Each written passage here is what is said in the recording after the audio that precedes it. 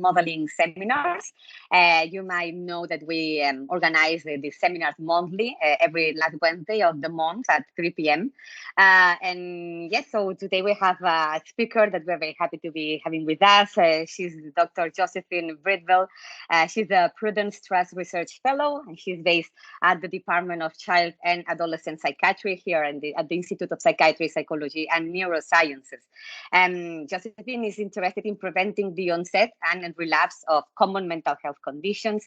And today she will be presenting on her very interesting work on using individual participant data meta-analysis and decision tree modeling for risk stratification and personalisation of psychological interventions to prevent depressive relapse. A word that she was telling us just when we connected, it's taking like 6 years of her life. So I'm sure that this work is worth.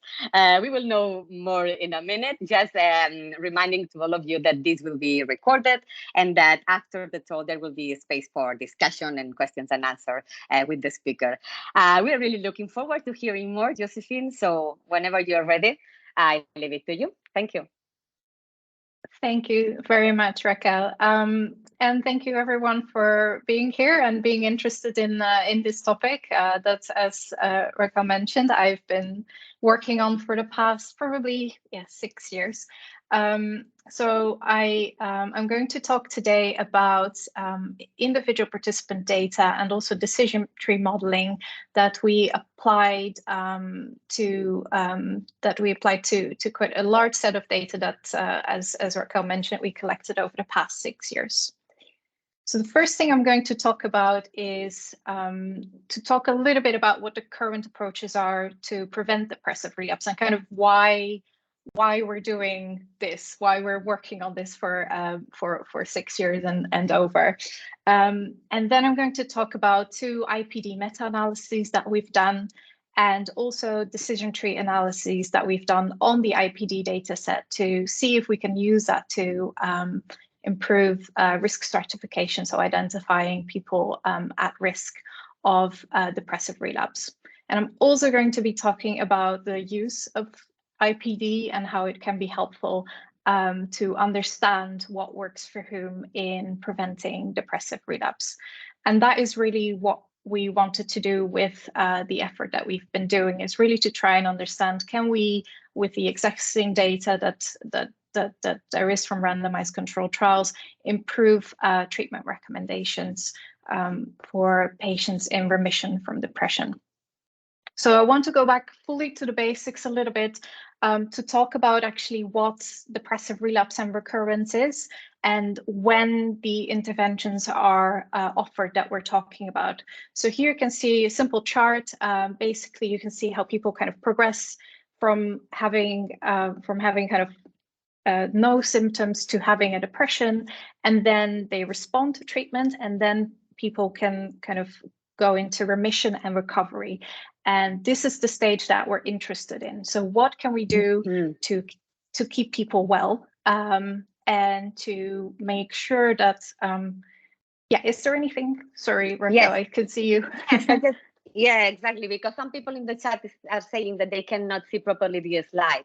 But how you navigated? Did you move to the next slide, or you are still in the title page? I can still see the title. Oh, you can see the title page. Okay, hold on. Let me make sure that I share the right slides. Can you see it now? Yes, I can see it now. Can the people? Yeah, we can see it now. Can the people in the chat can confirm that they can see? Yes. Okay. Excellent. Perfect. Thanks very much. Yeah, perfect. No, thank you also for flagging that, because I was already 5 slides ahead. So, thank you so much.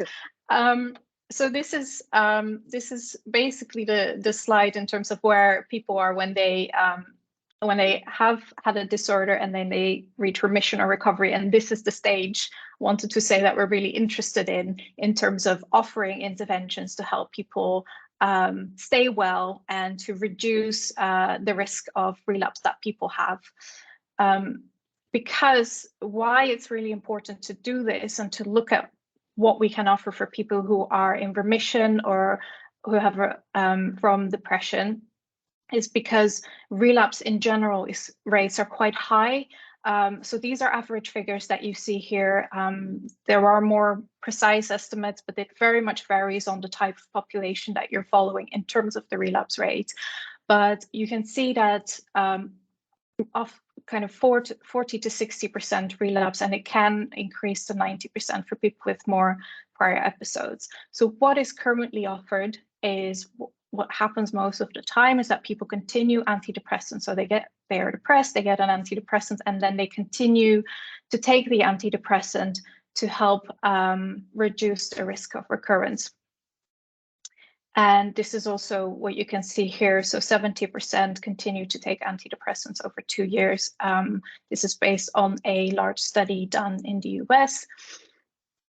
But there is a but with antidepressant continuation, because not all patients want to continue antidepressants. Maybe there are additional things that you can do on top of antidepressants to make sure that you even further reduce the risk of relapse. So these are all the types of questions that we're interested in. And there is also, of course, psychological interventions, which are often offered, but it's a bit more patchy. So it very much depends on the region where you can, for example, access a psychological intervention in the UK. So they did a study here on mindfulness-based cognitive therapy. And whilst it is offered, it's not kind of uniformly implemented, even though it is in the NICE guidelines. So this is roughly where we are. So people have two kind of options for preventing depressive relapse. So often they continue antidepressants. There is the option to add a psychological intervention. There's also the option for people to receive a psychological intervention and then continue a psychological intervention. So they basically, for their active therapy, they receive a psychological intervention, and then for potentially relapse prevention, again, they receive a psychological intervention. So we wanted to really find out what works. So I want to give a quick background to why we started to collect IPD meta-analysis. So we first did a standard meta-analysis to understand whether psychological interventions could be an alternative to antidepressants or could be helpful as a top-up, which I mentioned, to antidepressant medication. So what we found in the meta-analysis published a few years ago, 2020, we found that adding a psychological intervention reduces the risk of relapse compared to antidepressants alone, and adding a psychological intervention to tapering also we didn't find any difference in effect in terms of either the psychological intervention with tapering or the antidepressants. Now, this tells us something, but it doesn't really tell us what about this patient who has, for example, a lot of previous episodes, where often in the clinical guidelines, NICE clinical guidelines, and also APA, it is indicated that people then continue taking their antidepressants. So we know a little bit, but we don't really know yet maybe what we can recommend to which particular patient. So there has been quite a work done on trying to find out which risk factors and which risk factors maybe moderate treatment outcomes. And the challenge here is that they are often based on individual randomized controlled trials. And there's a bit of criticism against that, because with individual RCTs, you sometimes have quite limited power to really identify subgroup differences, because your RCT is powered to identify an effect between your intervention and control. So this is what is the issue, and this is basically what led us onto the IPD meta-analysis effort. And here you can also see kind of the main risk factors and potential moderators that have already been identified.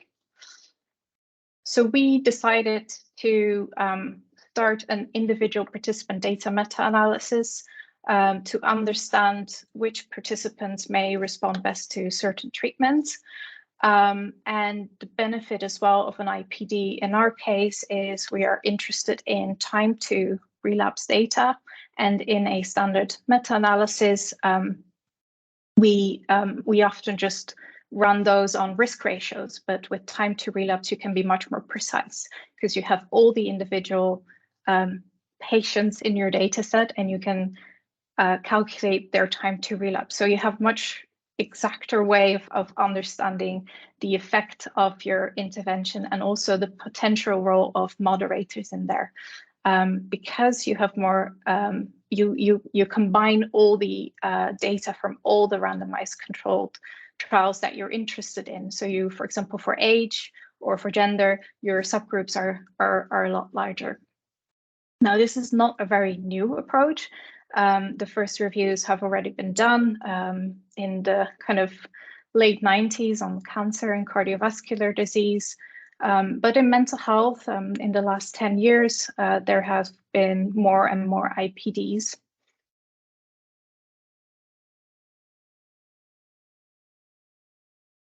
So we decided to do this for relapse prevention. As I already said, there have been others, for example, for depression treatment. There were already other IPDs done.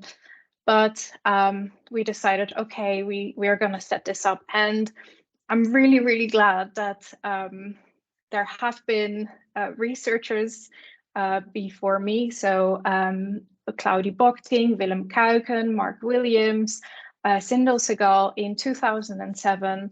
They are trialists, and so they do a lot of trials on understanding the effects of psychological interventions on relapse and comparing that to, for example, antidepressants.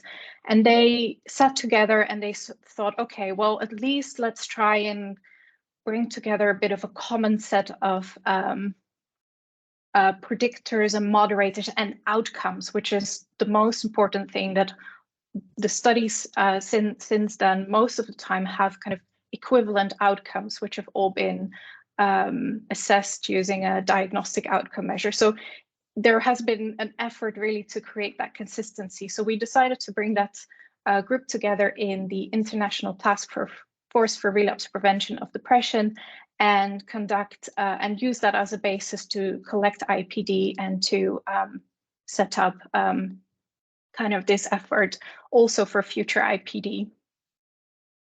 These are the members. We have over 30 members so far who are all, I think most of them contributed IPD through the through being part of ITFA. And also, you're very free to sign up because we sometimes share new publications and interesting things on relapse prevention of depression. So if you're interested, please do email me. So we set up the task force, and then we went ahead with our first individual participant data meta-analysis, which looked at whether we can best recommend continuation of antidepressants for patients in remission of depression or psychological intervention whilst tapering or discontinuing their antidepressants. This is quite important because some people are wondering, when can I stop my antidepressant? Can I stop my antidepressant? Because it's known that if you stop your antidepressant, you do have a higher risk of relapse. So what to recommend really to those individuals who have a strong wish to taper or stop? So we did a systematic review, first of all, and included 4 studies in our IPD that had the specific comparison that we were interested in. And we were able to include 714 patients, and we applied a 1- and a 2-stage IPD meta-analysis, comparing the outcomes of both, and then also comparing both fixed and random effects. So there is a difference between 1- and 2-stage. So the 1-stage IPD meta-analysis basically combines all data from all trials in one step, and it used the study level as a covariate to account for the clustering of patients in studies. But the problem with one stage is that it is more prone to convergence problems, and it also and you might have some problems there with ecological bias. Two-stage IPD, first of all, analyzes the IPD from each study separately. So each kind of study analyzes the IPD to obtain kind of your effect sizes of interest at study level, and then it combines those into a meta-analysis. And often the two-stage IPD is seen as a bit more robust because it takes into account kind of the within-study variation and then adds another level of the meta-analysis on top of it. But we decided to both and also to compare fixed and random effects and looking at the heterogeneity that we were able to identify with the studies. So these are the moderators that we were able to include. We actually requested over 40 predictors/moderators that we were interested in, but well, there were still problems in terms of mapping the variables that we received onto other variables, so to kind of create some homogeneity within the variables. And also there was quite a problem with missing data for the other predictors and moderators. So we held a threshold that we wanted at least 40% of,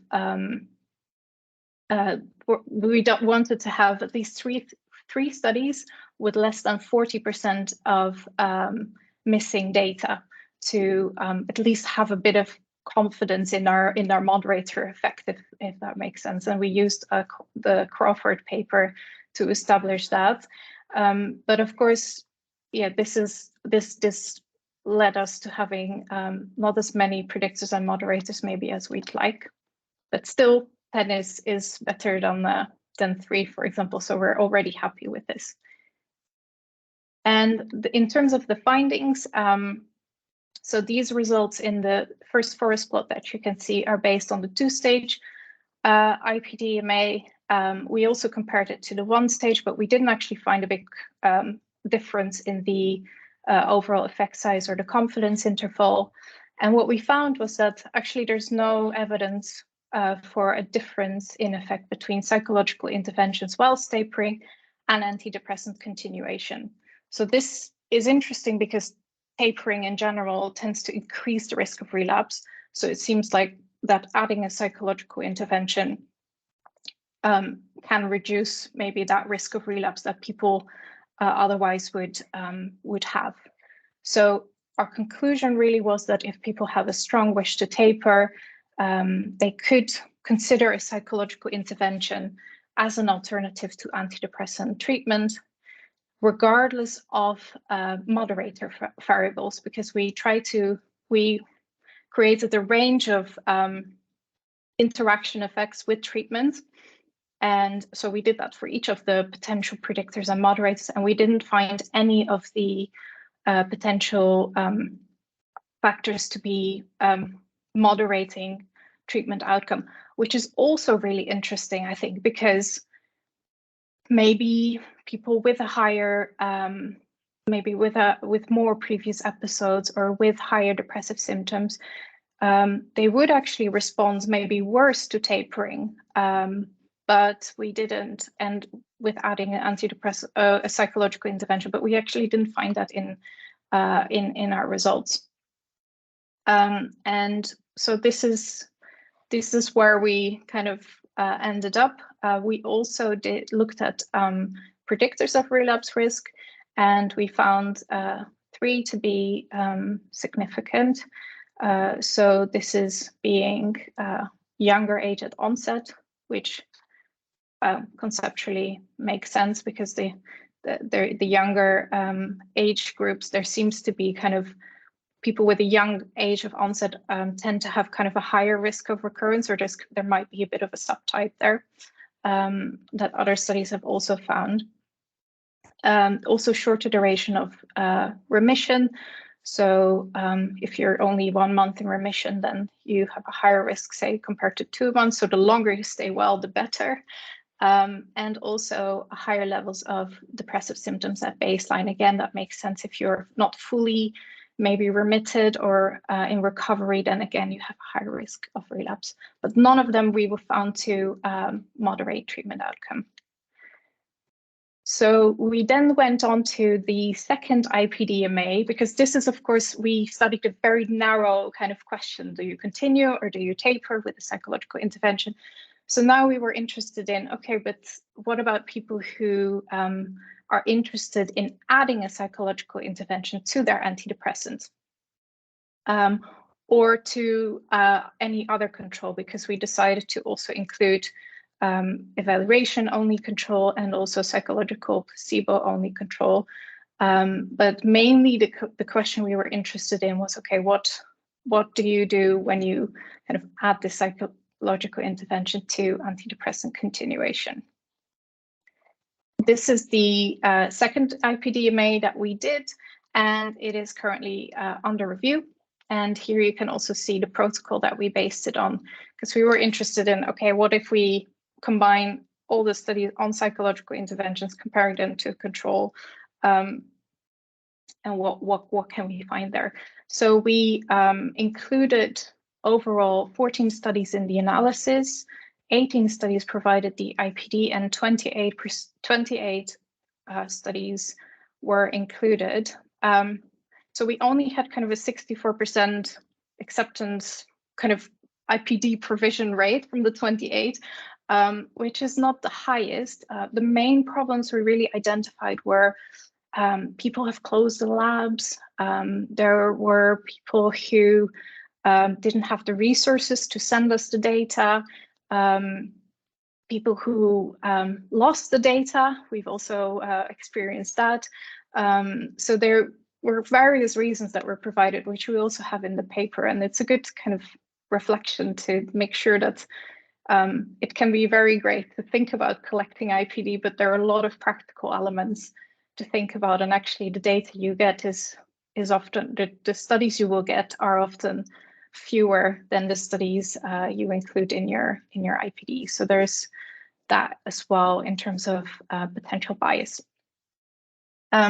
But we thought, okay, 18 studies is still sufficient to conduct an IPD, and we did a sensitivity analysis with the studies that had aggregate data. And we also, we actually did the analysis on 14 studies because the other 4 studies had control groups that we weren't able to include in this. So for example, they compared psychological interventions versus a psychological intervention control. So we weren't able to include that for now, but the whole IPD data set is available. So maybe in the future, if someone's interested in it, then they can look at that specifically. And we were able to get 12 predictors and moderators, which you can see here. So the addition that we really have is that we're able to get a comorbid mental health condition, and also whether people previously received the psychological intervention. So in terms of the pairwise comparisons, we found that both psychological interventions versus a non-psychological intervention control, so that is antidepressants evaluation only or placebo psychological control, were kind of reduced the risk of relapse compared to, so the psychological intervention reduced the time to relapse compared to the control group. And we also did a sub-comparison looking at psychological interventions added to treatment as usual versus treatment as usual control group. And we also found that significantly reduced the risk of relapse. So overall, it seems like adding a psychological intervention to treatment as usual from a clinical perspective compared to treatment as usual can be beneficial to reducing your time to relapse. We also looked at the differential effects of specific interventions. So here you can see that. We didn't find any effect, any difference in terms of psychological intervention type. So mindfulness-based cognitive therapy or preventative cognitive therapy or continuation cognitive therapy all seem to kind of average around the same angle. And we also looked at potential predictors and moderators. So we did find that two factors predicted relapse regardless of treatment. So we to calculate this, we put all the potential predictors into a model. We identified those that were significant at p.1, and then we put those together, and then we looked at those who were significant at p.05, and these factors came out as independently predicted depressive relapse. And we also found a moderator effect, which you can see here, which is that psychological interventions, and this is for the psychological interventions in addition to treatment as usual, compared to treatment as usual comparison. So we didn't find anything for the other comparison that I mentioned earlier, but for the in addition to treatment as usual, compared to treatment as usual, we found that a psychological intervention seems to work better for those patients who have 3 or more previous episodes compared to those who have 2 or fewer. So the conclusion that we took from that was maybe a psychological intervention works best for those who maybe need it most. So it's maybe we should be a bit more nuanced in saying everyone should add a psychological intervention to their antidepressant. I think maybe we should say, okay, well, only for those with 3 or more, because they seem to be benefiting the most. So to summarize, and now after this we go on to the decision tree modeling. I think that IPD can be helpful in informing what kind of preventative interventions people can receive. So we found that psychological interventions could be an alternative to antidepressant medication. And we also found that maybe they are most effective for those who kind of have the most previous episode, or at least 3 or more. So I think overall this effort of 6 years, it has, we are at the point where I think we can say, yes, it is worth it to do it. But I do think there are also a few negatives. So the quality of the IPD really depends on the data that you have. We had the luck that or at least I had the luck that we had kind of consistent outcome data. So all the studies had exactly the same diagnostic SCID assessment. And they also had kind of roughly a similar duration of follow-up, so about 14 months. But the problem we did find was that, you know, there were so many moderators we were interested in, like childhood trauma, more about the socioeconomic status, maybe more about the social network that someone had, maybe more about the specific tapering procedure that the patient has. But unfortunately, this is it really depends on the kind of moderators that are available in the data. So if anyone wants to do an IPDMA, I would suggest maybe looking at what is reported in the studies and seeing if that is something really that you can that you feel that is enough to warrant the effort of collecting all the IPD and conducting the analysis.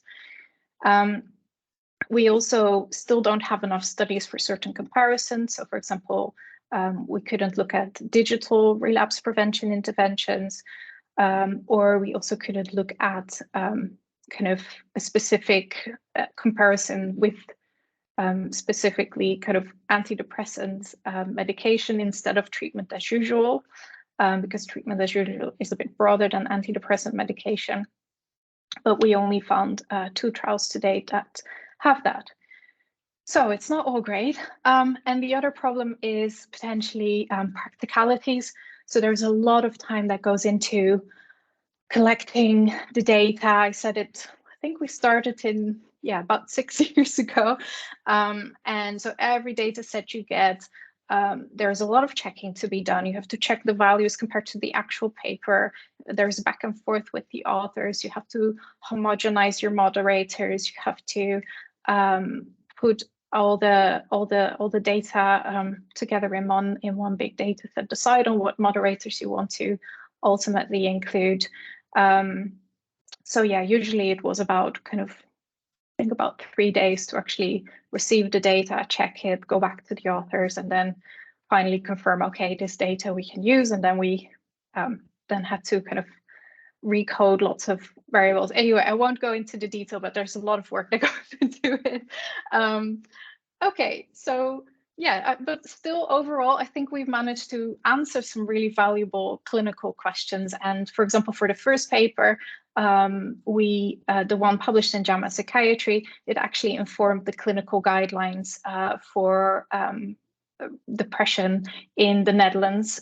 So this is incredibly rewarding to then ultimately get to that stage and hopefully inform some change. So we also use the IPDMA dataset from the first paper with 714 patients for identifying who is at highest risk at baseline of the randomized control trial. So decision trees, we decided to use decision tree analysis because it could be interesting to look at more than just what factors predicted, but also maybe the interdependencies between the risk factors. And what's really good is we already had the data set, and we have also had a look at other areas, and it looked like decision trees were already used elsewhere and were found to have better sensitivity and specificity than logistic regression. So we were curious and also wanted to see if we could use decision tree modeling for our data set. And we just published preprint on it, so you can check it out here. So in terms of the methods, we used IPD from the study that I mentioned. We used the same 10 baseline predictors. We trained and analyzed binary decision trees based on the CART method, which I think you're probably familiar with. And we applied gradient boosting as well as a sensitivity analysis to see if it would improve our estimates. We used a Gini criterion to identify the thresholds associated with the largest information gain at each node in decision tree. And we also used training data of 380 samples, and then also test data of the given data to test the performance of the employed classifiers. And we used we wanted to vary the tree depth between 1 and 6 and then we calculated accuracy, sensitivity, and specificity estimates and compared those. And we also performed the logistic regression because ultimately that's what we wanted to compare it to. So what we found is we found actually multiple risk indicators. So age of onset, months since last episode, and depression severity improve the relapse risk prediction compared to classifiers based on only one symptom severity.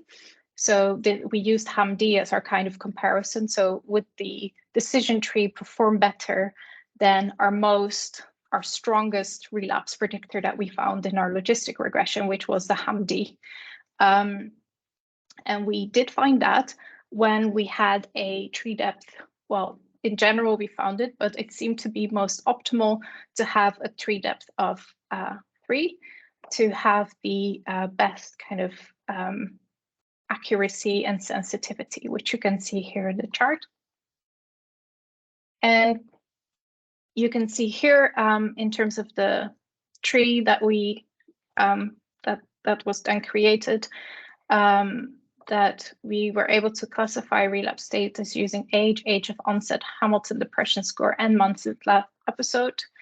And in the decision tree, you can see that basically the sensitivity is, so in the confusion matrix, you can see that the sensitivity is 58% and the specificity of the Schwann model is 54%. So I wouldn't say, I mean, I think if you're thinking again about clinical practice, if this is really the sensitivity and specificity that you want, but it is a way at least to identify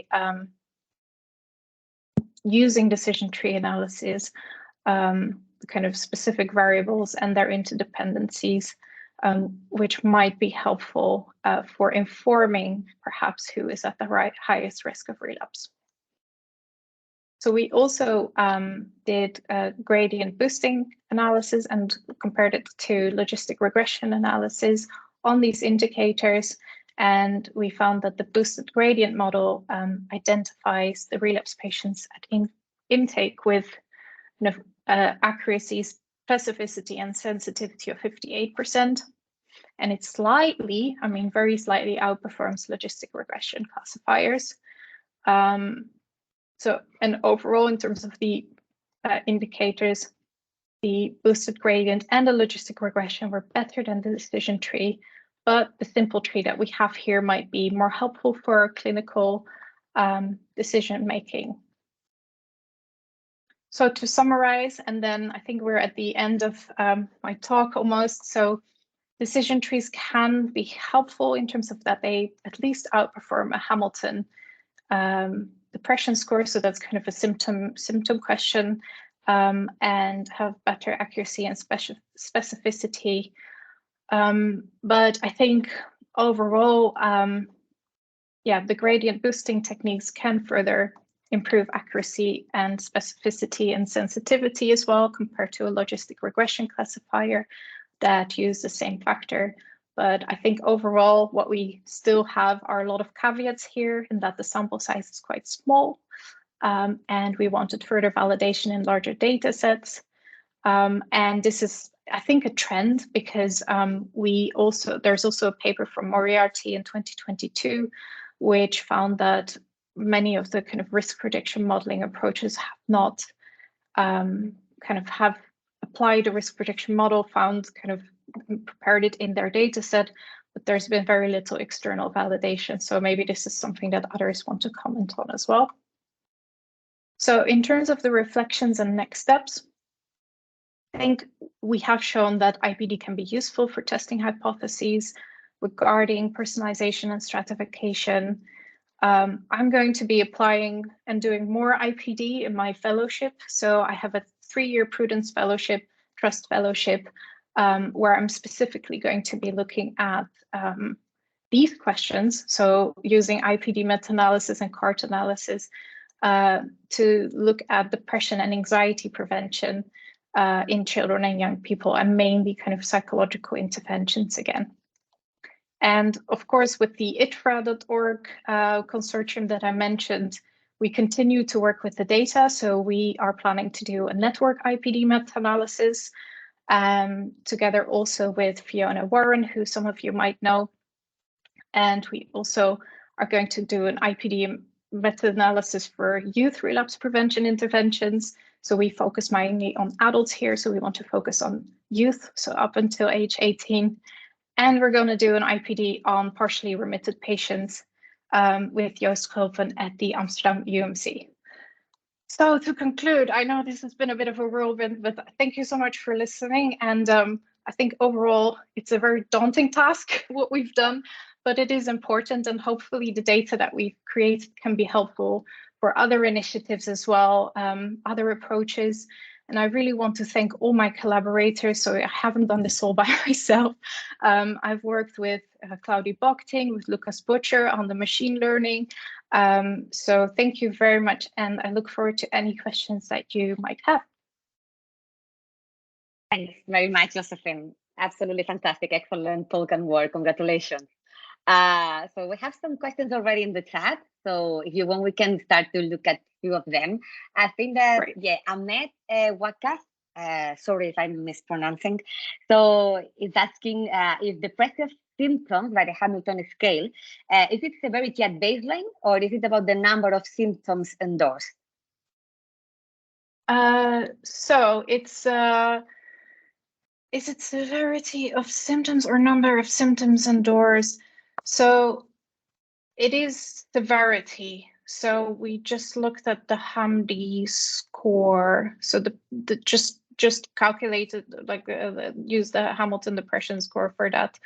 Not number of symptoms endured. I actually haven't heard of that approach, so that might be interesting to look at. And were we able to standardize symptoms?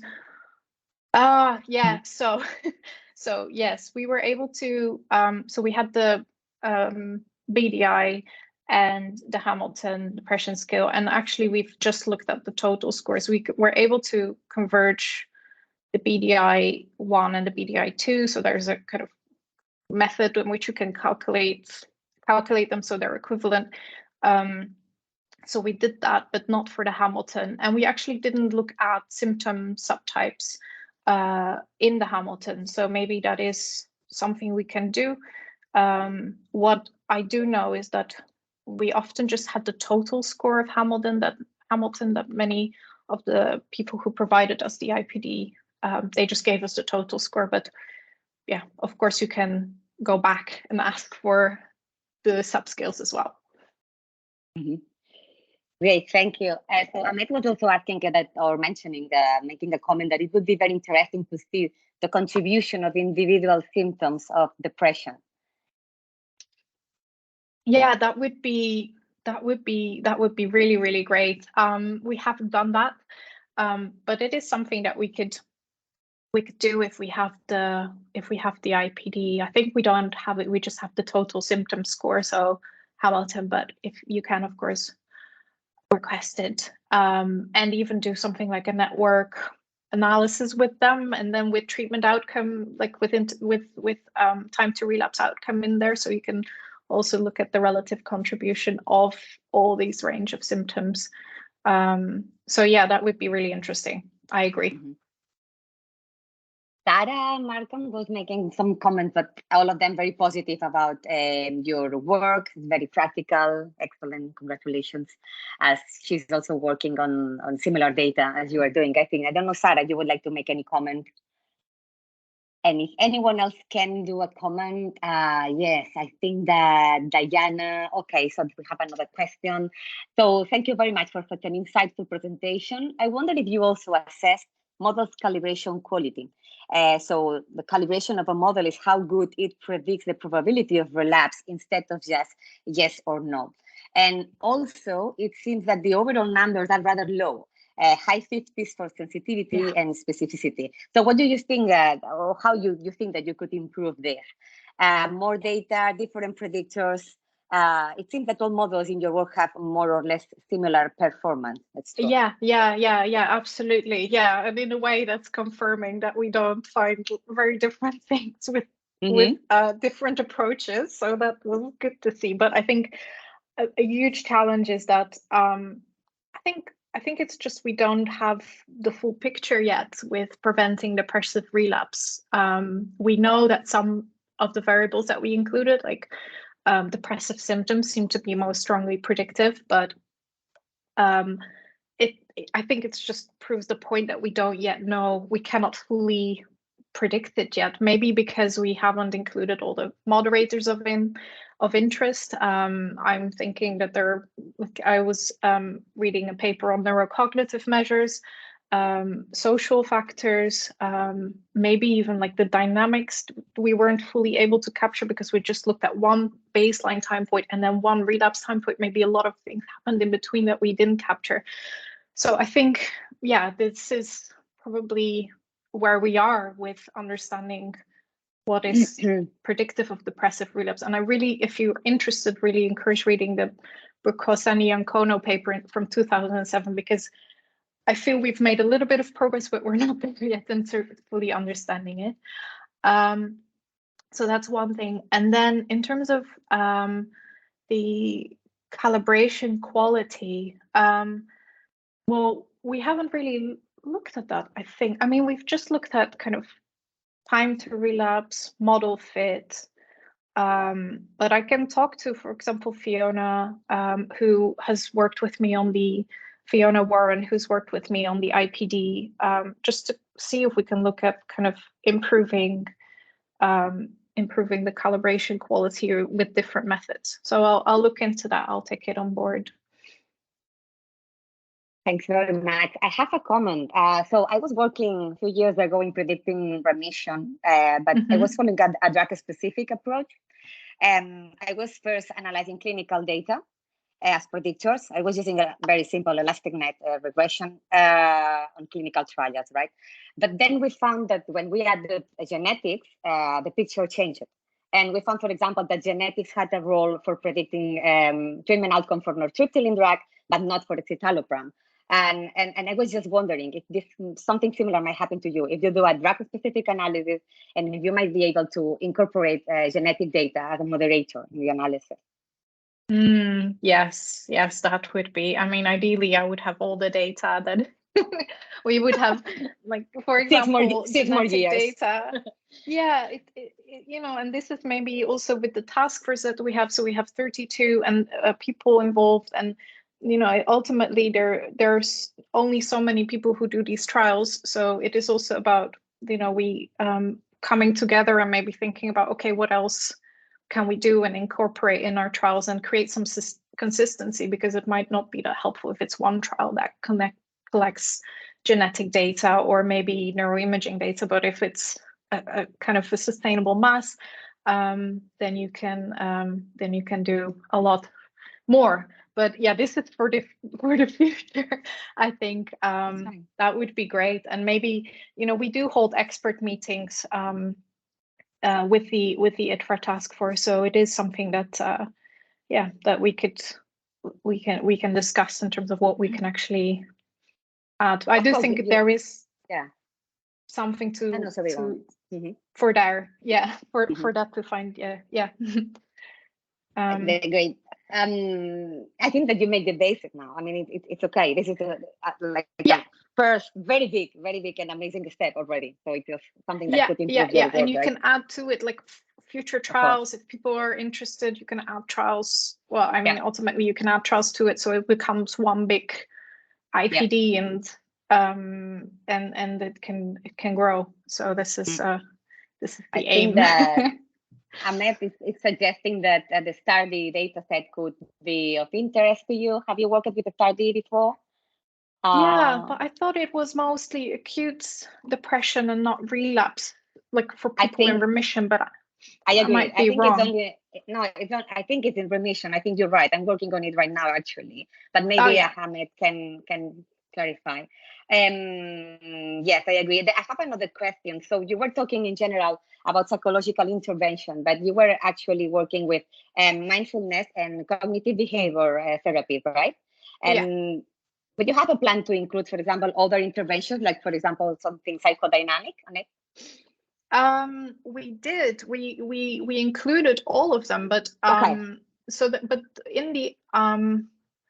in the IPD, so there's one trial from Frank et al. 1992 that has IPT, so interpersonal therapy, but they weren't able to share the data. There is actually no trial, relapse prevention trial study on psychodynamic therapy that I am aware of through the systematic search. So I don't think it's there, but people, if they find it, then please let me know. So we only included what was available. So we had cognitive behavioral therapy, behavioral activation, continuation cognitive therapy, preventative cognitive therapy, mindfulness-based cognitive therapy. So what you can see is the most of the studies that have been done are on the cognitive therapy side. But it would be interesting. But I'm not familiar with any study done on that. All right. Thanks very much. I think that, related with your comment of how difficult it is to collect data. So Daniel is saying that if there's a scope to use electronic health record data for this, because it would also increase sample size, which is good. Yeah. I think, I mean, I've been thinking about it. I will need to have a look at what is available specifically, but I think for the risk prediction modeling, And also maybe for understanding what works for whom. Of course, you're not randomizing there, so you have that potential problem. So maybe it's not for what works for whom, but more about the risk prediction modeling. And yeah, I think it could work. It's just about, again, I guess it's kind of the same with IPD. It's about having the good value, the good quality variables that you can put in your model, but also a good estimate of relapse. So in the trials that we have, we really had kind of, I think, a really good estimate. So we had a diagnostic outcome assessment to assess relapse, and people were asked kind of every month, like, have you relapsed, have you not? So yeah.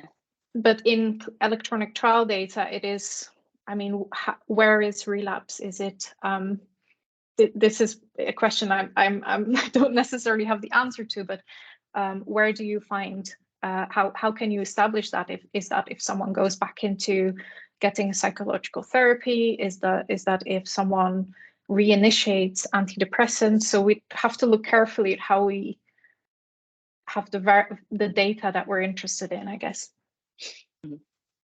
Thank you. There's another comment by Farah. You can read it in the chat. Medical psychodynamic therapies specifically would be interesting, especially in conjunction with novel psychopharmacological therapies. Is there any other question? If someone was to just raise their hand and talk, we will be very happy. Any reflections as well? Yeah. Any more reflection? And you got a bravo here as well from Zachary Cohen.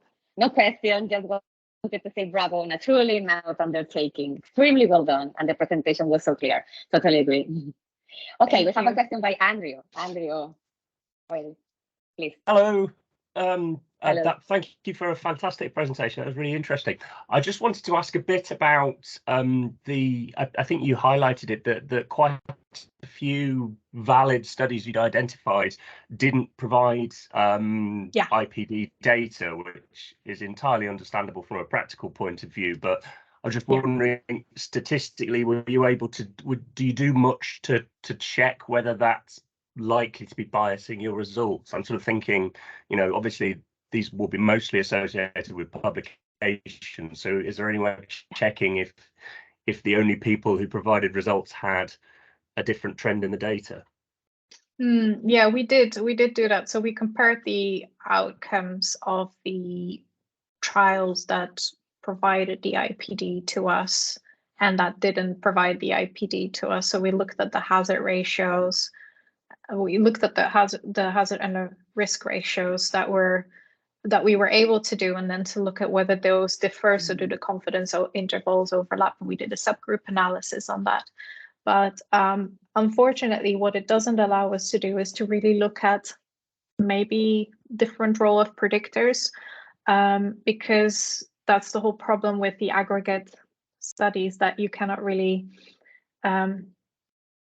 look at. So for things of interest, they're not going to be covered by so we couldn't do the moderator analysis, but we could just look at kind of, do the effect sizes differ, and they didn't. So we added that as a sensitivity analysis. I think moving forward, hopefully we will just have more and more people agreeing also to share the data. I think this is also something that is now much more common and with open science principles happening. So I think moving forward, hopefully we'll get a higher acceptance rate. Okay, thank you.